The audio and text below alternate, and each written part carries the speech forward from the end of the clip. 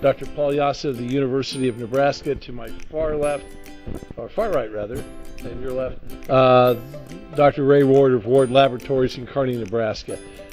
These two gentlemen just came from a presentation where they basically gave a little history of the soil health movement dating all the way back to the 70s. And I can remember as a college student hearing the term that you gentlemen used earlier today, and that's talking about conservation tillage and where we've come from that.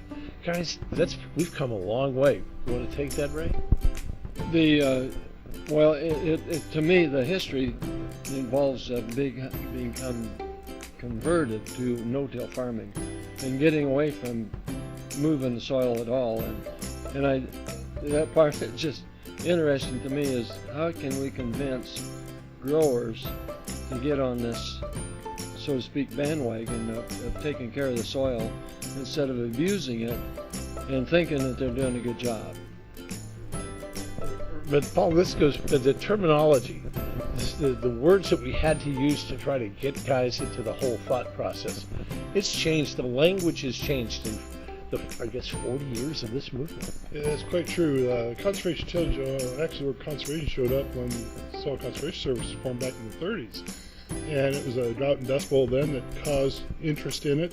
Then it sort of dropped off. In the 70s, it was a little bit of an energy crisis, a little bit on erosion control, but again, conservation. Soil and water conservation was some of the early programs that we did, and we were just looking at trying to keep the resources there. And then we learned far more about feeding the resource, getting at soil health, soil biology, so things have changed. And in the last 30 years, I guess we can now move the clock up another 10 years to the late 80s, early 90s, and this has become what we were talking about, resource management, a resource management issue, right? Thinking of that, Larry, again on that history thing, we thought terracing and grass waterways was the thing that was going to solve our conservation problems, and now we don't even talk about those things anymore. And so we moved into keeping armor on the soil, number one, keeping a living root in the soil, and all those kind of things is what we're really emphasizing now. And as we looked at it even further, we've now moved into the idea of use of cover crops. And Paul, you're one of those folks that gets into that a lot. Yeah, when it comes to cover crops, that living root that Ray just mentioned is very important. The other thing is a lot of the things we used to do we call band-aids. We're trying to fix the problem. No, we need to go back to what is the root of the problem, what's the cause of the problem. Unhealthy soil that doesn't infiltrate water. Yeah, terrace will help catch the water that runs off, but why not infiltrate the water? An unhealthy soil that doesn't have soil biology, why not feed the soil biology by growing a cover crop, growing a living root? And so again, we got to think more about what's the cause of the problem, not just putting a Band-Aid on. And you guys gave us a sort of a world tour of all the places that you've been to see where we still have a long way to go around the world in trying to find ways to make soil healthy globally. You showed us China, Ukraine, Brazil. What do you think is still the place that, amongst your travels, that still has the furthest to go?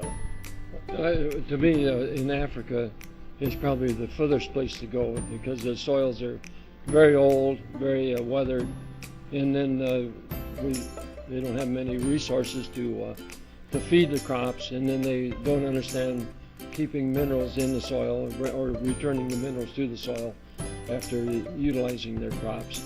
And when I see our soils in Nebraska and Kansas and how beautiful they are compared to what I see like in Africa, it's just amazing that we aren't doing a better job with our soil here. We don't want it to get to looking like what those other countries is like. Yeah, and Paul, you were mentioning that there are places that look like the surface of the moon still. That's quite true. Historically, they've done tillage because they may perhaps needed it for weed control, for loosening the soil to get the seed in the ground, especially when you're planting by hand or with lightweight equipment. And industry has changed a lot. We have equipment available. We have new technologies available. We've got, I hate to overuse them, but we've got pesticides available, fertilizers available, things like that, tools that lessen the need for tillage. But the bad news is that the tillage, as force of habit in a lot of places. It's the only way they know how to farm. It's the only way they can afford to farm. Because these guys are small holders. Very small holders. Some of these producers in Africa are just lucky enough to produce enough for their own family to eat. The area in China is in 1 to 3 acre farms, again, enough for the family to eat.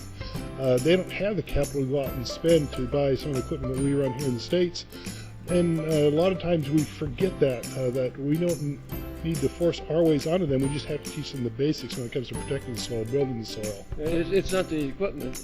It's understanding the principles of the science part. Because you can feed a garden the same way as you can feed a 1,000-acre farm. And it's understanding those principles and then getting those nutrients out there.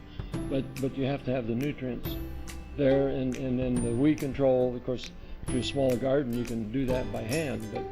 But those are the understandings that we need to get to everybody. And with so many years ahead, with so many years of knowledge. I mean, we've been really concentrating on this now almost 40 years, really, when you get down to it as a movement. We still have a long way to go. We were tilling for 120 years in the plains. Yeah, we were still, and it's hard to get people out of a force of habit. Tradition's hard to beat. There's several things there. One is you're comfortable doing it because you've always done it that way. The other is, in the back of your mind, you're saying, well, was Dad doing it wrong? Did he teach me wrong? Did Grandpa do it wrong? No, times change, technology's change. We have to change to keep up with it and think about the systems approach to everything, not just raising this crop today. We need to think about not so much Grandpa's grandchildren. What are we going to pass on to them? Well, Iowa State, the department head, John Pesic, he bragged one time in western Iowa, we can lose 100 tons of soil a year, we can put 100 pounds of nitrogen on, and we can grow 100 bushel corn. And it was, and everything slowed up talking about losing that much soil every year. But because we could put fertilizer on, and those deep, lush soils would still produce. And now you think about, well, if it goes on another 100 years losing 100 tons, eventually it's going to be all gone, and then what's the generations do? So mankind has got to understand that this soil is here for future generations, not for me, but for future generations. It's a matter of selflessness in a lot of ways. Wow. Again, from Soil Health U, this is Larry Dreiling.